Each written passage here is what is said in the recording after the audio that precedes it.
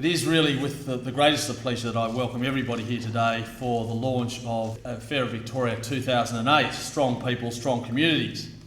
This week's state budget shows that Victoria's economy has continued to flourish under this government, but we know too that not all Victorians are getting a fair chance to share in the benefits of the state's strong economic growth.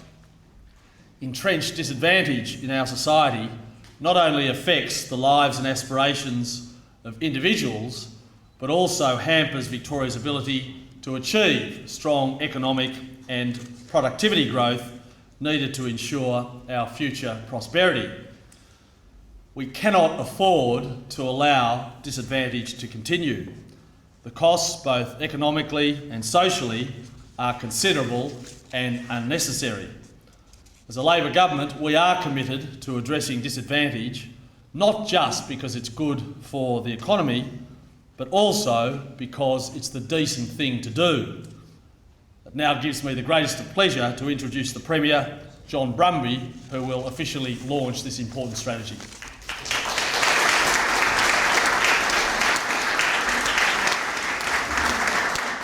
Well, I also begin today by acknowledging the traditional owners of the land on which we stand and pay my respects to their elders past and present.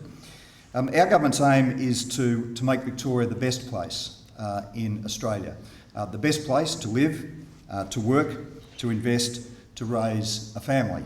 And the actions that we've taken this year in things like World First initiatives, things like work health, are designed to make that aim a reality. As is the budget that we delivered this week. But Victoria cannot be the best place in Australia unless it's also the fairest place in Australia. A place with a way of life that's not just productive, sustainable and livable, but also a place that is accessible to all. You can call it, of course, social justice, you can call it economic justice, you can call it a fair go. But what we do in Victoria is call it a Fairer Victoria. And that comes to the document which we're officially launching today. A Fairer Victoria is now entering its fourth year. Its fourth year of significant funding, the fourth year of tackling disadvantage and promoting social inclusion.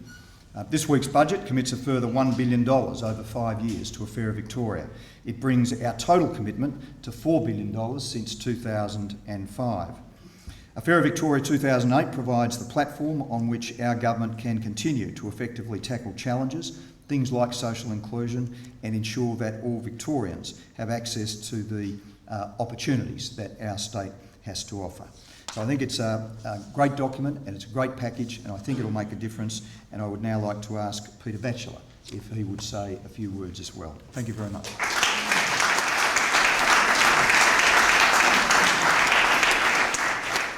As the Premier said, I'd just like to elaborate slightly on the key priority areas for a Fairer Victoria 2008. Our first priority is to continue improving the early years support services for our children and families, especially those children most at risk. And what we mean by that is that we've seen intensive early support for children and families can make a profound difference to their lives. And Victoria is now acknowledged as a leader in providing these examples. As the Premier said, we gave a commitment to build 57 new children's centres that have already been funded, and that model has now been picked up by the Commonwealth and being advised and looked at for implementation all around Australia. This year we're announcing an extra $163 million to further improve those services. And this will result in more access to maternal and child health services, more help for women to give up smoking and drinking during pregnancy, better support services for families affected by domestic violence, which is a major threat to the development of young children. Now, our second priority area that we're focused upon will be to continue to increase the educational opportunities and help more people get into work. The skills needed in a knowledge economy have to be built on solid educational foundations. And as Tony Keenan from Hanover said at last year's launch, education is one of the links between social inclusion and economic participation. And again, in Victoria, we are leading Australia. 86% of our young Victorians now complete Year 12 or its equivalent.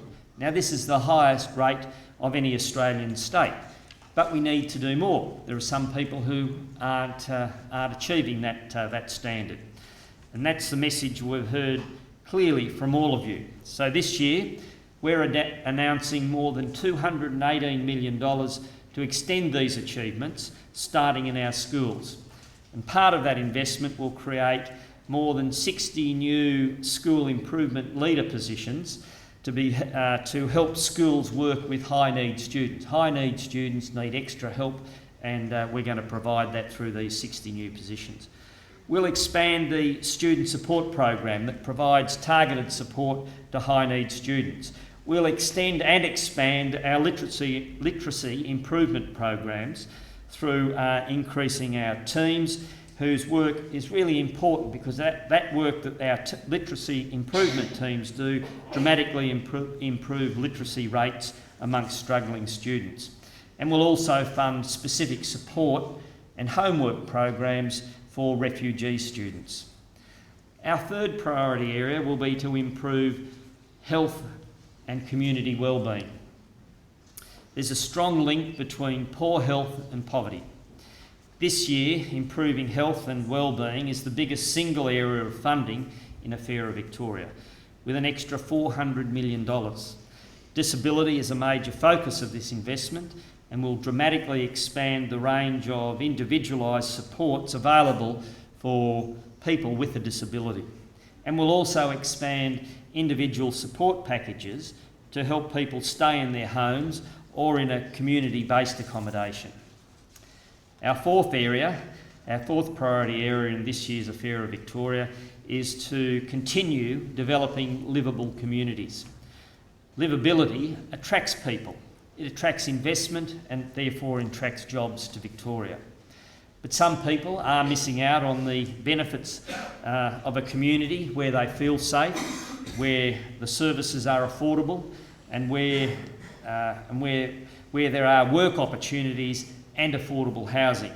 So programs like the neighbourhood renewal and community renewal have already made major contributions to creating these opportunities in areas of concentrated disadvantage. This year we're announcing an extra $224 million to further strengthen local neighbourhoods, to reduce the risk of homelessness and to provide extra help for low-income families. We will increase the value of concessions that help low-income households meet their essential service bills. And we will continue our program of retrofitting insulation and weather seals to thousands of houses to reduce the household energy bills and also contribute in a small way to greenhouse gas abatement. There's lots more in it. It's here in Affaira Victoria. The Premier's proudly launched it today, and we ask you to take a copy away today. And later on today, Affaira Victoria will be available on the internet.